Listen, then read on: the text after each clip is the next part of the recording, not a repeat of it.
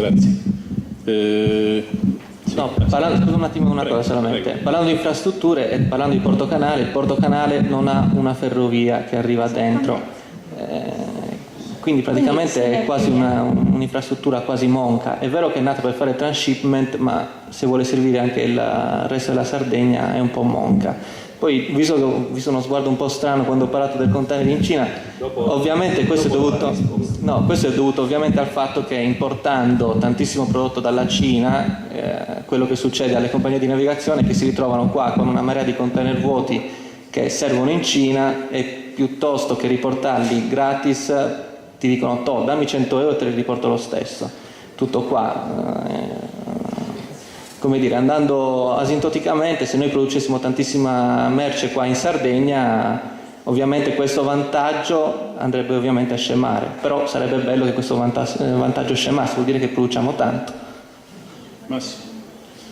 A parte questa battuta che è chiaramente la battuta che gira sempre, che i container in Cina costano meno, che portarlo in Svizzera è veramente una battuta. Mi dispiace, sì è vero, ma è vero perché ci sono delle dinamiche di mercato di grandi dimensioni in cui la Sardegna è il fondo di quel bicchiere dell'acqua, cioè considerate che una nave media che fa Singapore-Mediterraneo trasporta 16.000 container. 16.000 container probabilmente sono la produzione complessiva di un mese di tutta l'industria della Sardegna in export, quindi un viaggio compensa tutto. Quindi entrare in questo tipo di ragionamenti significa entrare in dinamiche di mercato molto più complesse, molto più ampie, che riguardano il mercato globale, la competitività della Cina e dell'Europa, che probabilmente non è questa la sede per poterlo affrontare. Tornando invece agli stimoli che sono arrivati da parte degli amici in sala. Per quel che riguarda il discorso di incentivi, mi rifaccio soprattutto a investimenti che sono stati fatti nel settore della creazione dei centri agroalimentari che sono oggetto di attenzione anche da parte dell'Unione Europea, che stimola e sviluppa e aiuta la creazione di infrastrutture in questo ambito. Quindi probabilmente ci sono delle opportunità per immaginare una riconversione, se non altro, di quello che è il patrimonio inutilizzato di beni e di capitali fatti in termini di capannoni che esistono a Macomer. E rispondo anche a lui, non c'è una contraddizione fra la testa e la rete, quello che è invece va perfettamente in accordo nei ragionamenti miei e quelli di Massimiliano, è quello che è la rete che è dominante nel creare delle opportunità, soprattutto perché una caratteristica italiana è quella di avere piccole produzioni, una caratteristica sarda è quella di avere ancora più piccole produzioni, quindi è inimmaginabile che esista una testa sulle piccole produzioni. Può esistere nella grande industria, ma non può esserci nelle piccole produzioni, men che meno nell'ambito della produzione alimentare. Quindi è lì che deve prevalere la rete, ma la rete si sviluppa se ci sono due soggetti fondamentalmente, il produttore e quello che poi in realtà gli distribuisce questa merce. Le due reti devono per forza andare all'unisono, quindi non c'è una contraddizione in quello che noi abbiamo detto, discusso e ragionato. Un'ultima battuta relativa alla sperequazione delle merci in uscita e in export della Sardegna. È vero l'esempio che io ho fatto perché le quantità andavano sul basso valore aggiunto, però voglio farvi quasi una provocazione, ovvero sia la produzione di pasta in Sardegna esporta il proprio prodotto a una media di 500-600 euro a viaggio. C'è un amico qui che fa il commerciale per una importantissima azienda di trasporti che prego, se lo ritiene opportuno, testimoniare che i valori di cui sto parlando non sono fantasie. La Barilla importa la pasta in Sardegna a 1.300-1.600 euro a mezzo commerciale. Quindi ci sono dei miti in quest'ambito che bisogna stare attenti a manovrare, bisogna sfatarli. Sono gli ambiti però del trasporto industriale. Cioè le grandi dimensioni, le grandi multinazionali o anche i grandi produttori sardi godono in questo momento del vantaggio che esiste nello sfruttare un eccesso di offerta di trasporto rispetto alla domanda, e quindi questo gli consente di esportare a prodotti concorrenziali rispetto al competitor che sta dall'altra parte. Viceversa, il piccolo e medio produttore paga esattamente al contrario la mancanza di questo tipo di opportunità. Quindi secondo me su questo bisogna andare un po' più a fondo nell'analizzare quelli che sono anche i cosiddetti costi dell'insularità. La Calabria è più lontana della Sardegna da Milano.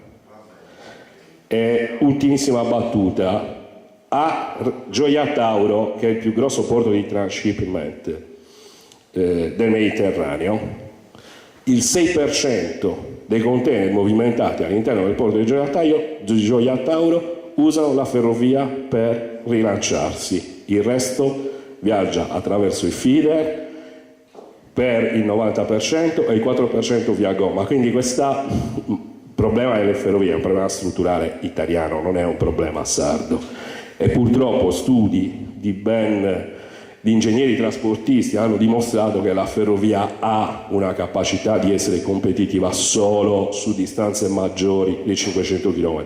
La Sardegna da nord a sud ne ha 270. Allora, per quanto riguarda, sì, un attimino poi faccio la domanda. No, la risposta è così, per uscire per fare chiarezza in modo spiritoso.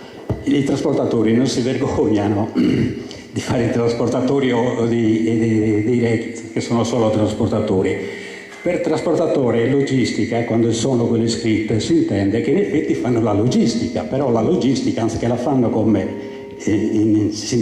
abbiamo inteso sinora, fanno la logistica nel senso, Massimo ne può dare conferma, perché stazionano le unità di carico nei porti o nei piazzali per essere puntuali poi allo scarico il giorno dopo, oppure quando su richiesta, perché ormai i flussi di traffico, cioè gli approvvigionamenti, avvengono a flusso continuo, ma continuo per quando serve al cliente, siano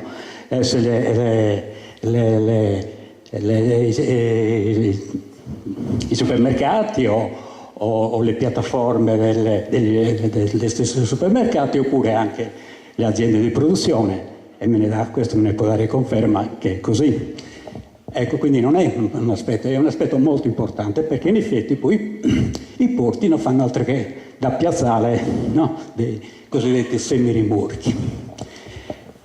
E poi c'è anche un'altra differenza, anche dal punto di vista giuridico, fra chi fa trasporto e logistica, oppure che a sua volta, molte volte succedono che sono contraenti del trasporto, però e non sono vettori, no? Invece il trasportatore è obbligatoriamente comunque vettore, cioè è responsabile della merce che viene caricata. E spesso e volentieri, infatti, il trasportatore si distingue perché assiste al carico, rispetto invece alle altre unità di carico, container o casse mobili o semirimorchi, no? Si fa il riempimento e svuotamento, che sono parole completamente diverse rispetto al carico e scarico, ok? E vabbè, questa è una cosa. Però io volevo approfittare di una cosa che ha detto Gianni Mura. Gianni Mura ha parlato dell'iniziativa del GAL della settimana scorsa, no? E quindi... Sto chiudendo, ma no, mi pare che poi io chiudo, però sempre cercando di lasciare, non di insegnare, ma di lasciare il segno, no? Che in modo che anche questa iniziativa, che comunque avrà anche i suoi costi, insomma, almeno mi stiamo consumando un po' di energia elettrica, non so chi la paga, e quindi dobbiamo anche finalizzare a qualcosa che ci interessi, che ci riguardi, che mi riguarda anche come cittadino, come consumatore, ma anche come lavoratore e come anche operatore del settore. Se vuoi posso fare subito, faccio subito la domanda. Ho avuto l'impressione che praticamente capisci qualcosa di mobilità delle merci, no? No, capisci nel senso non teorico, pratico, volevo dire, scusa, non volevo offendere gli altri. Cercate di capire. Capire, anzi volevo usare il termine più giusto, comprendere. Ecco, faccio così. Che comprendi? Cioè che comprendere, che assume su se stesso uno quello che afferma, quello che dichiara e quello che prospetta di fare. Questo volevo dire. Allora, cosa ne pensi di una piattaforma o di un centro logistico agroalimentare oppure anche o di prodotti di origine agricola nel centro Sardegna, è esattamente a Tossilo, dove c'è comunque già una struttura regionale, no, idonea per c'è 30.000 metri quadri mi pare, no? Però proprio è concepita come piattaforma, no? Di piattaforma e quindi di logistica, ma vera logistica, quindi la logistica dal packing a cosa che hanno bisogno i nostri piccoli produttori, no? Oggi hanno bisogno di così, siamo carenti dal punto di vista del packing o anche della come dire, etichettatura.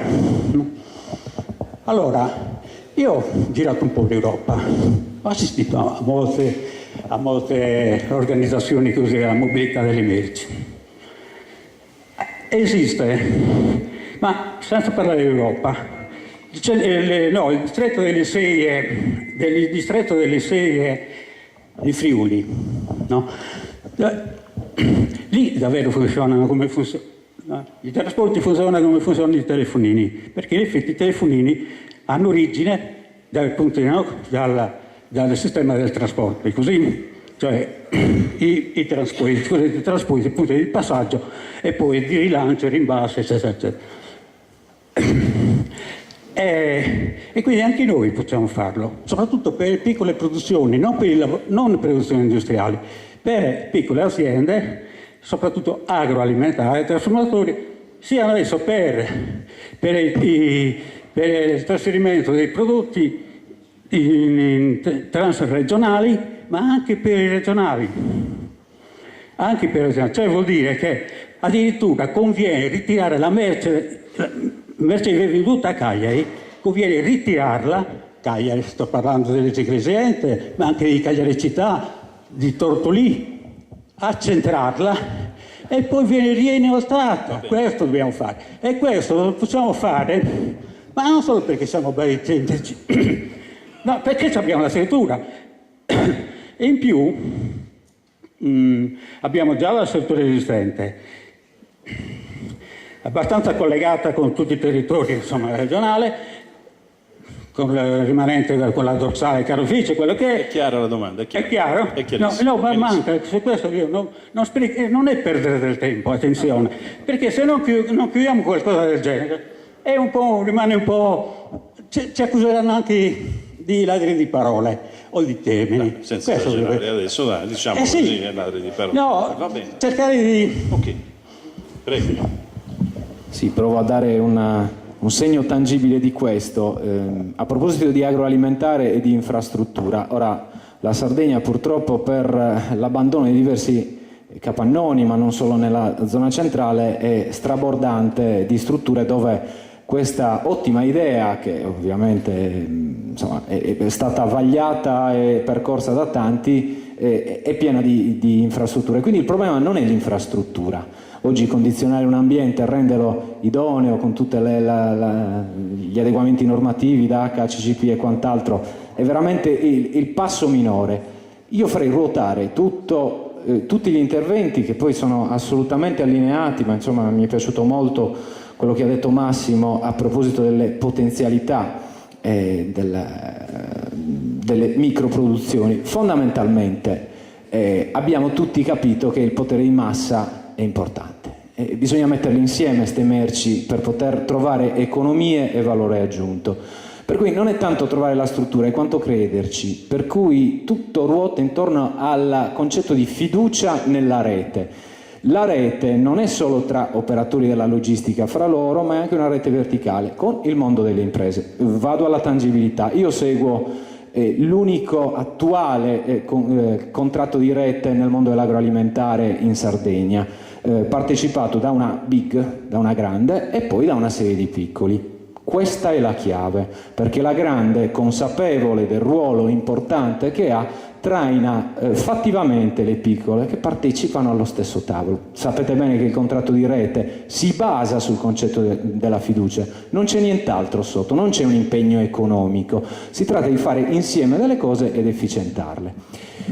E vi dico, bisogna crederci. Ora, con tutto il rispetto per i miei clienti che seguo, però non vorrei raccontarvi i diversi, chiamiamoli consigli di amministrazione o comunque incontri di tutte queste aziende, piccole e grandi, la Big e tutte le altre, per arrivare ad una soluzione. Io per primo paventavo l'ipotesi che l'operatore logistico che spostasse le loro merci, oltre che quello commerciale che le va a vendere nei mercati, fosse rigorosamente preso dal territorio. O comunque, se non fosse uno solo, fossero diversi, opportunamente coordinati. Il governo in termini di testa è semplicemente mettere insieme le diverse competenze, i trasportatori, i logistici. Ricordo che comunque poggiare le merci in un piazzale di un porto non è fare logistica, ma è fare trasporto.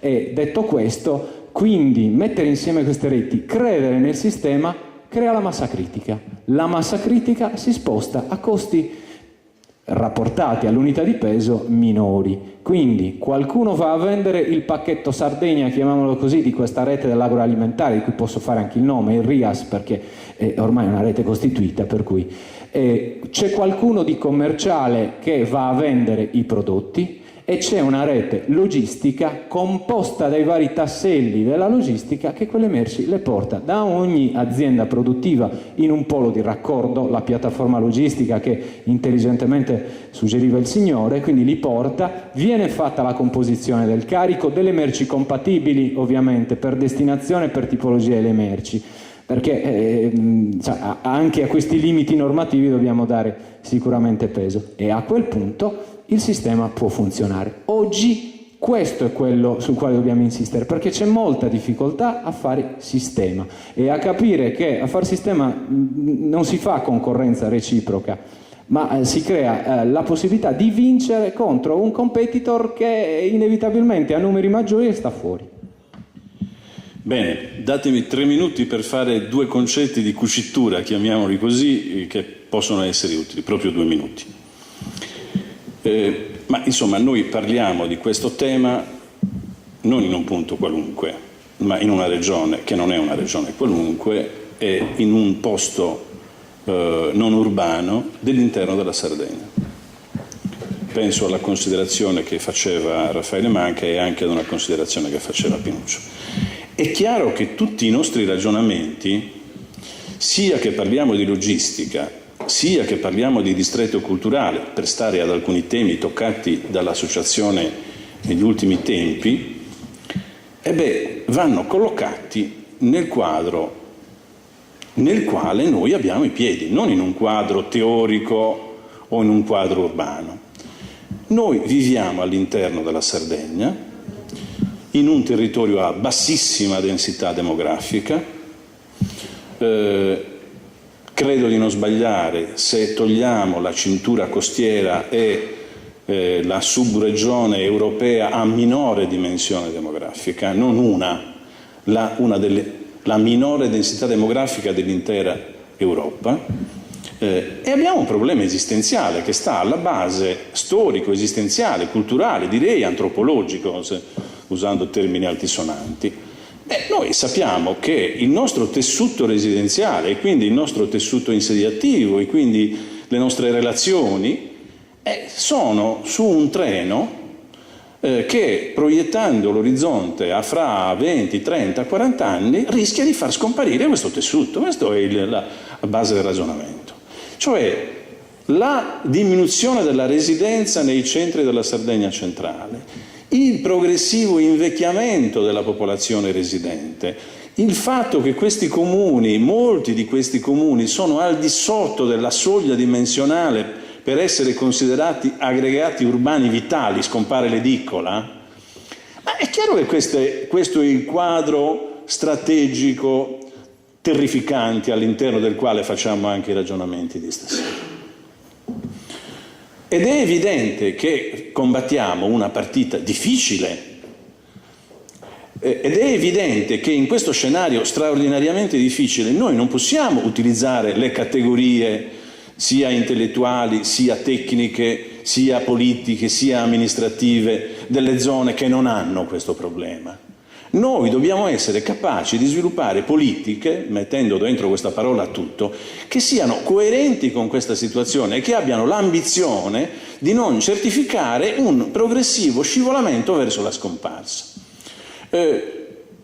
Circa 20 anni fa, per ragioni di studio, io ho sviluppato un tema sulle dinamiche demografiche dei comuni della Sardegna, da cui ha preso corpo tutta questa discussione positiva sullo spopolamento, e mi ricordo che si diceva al 2050 circa 100 comuni della Sardegna non esisteranno più. Non è così, nel senso che non è che scompariranno, anche Rebeccu non è scomparso, ma una volta che ci stanno 10, 20 persone, 30 persone, è chiaro che dal punto di vista sociale e economico è un centro scomparso.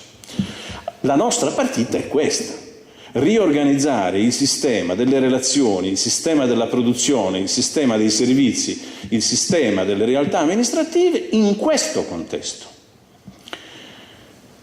Raffaele Manga faceva una considerazione evidenziando una contraddizione, la voglio esplicitare.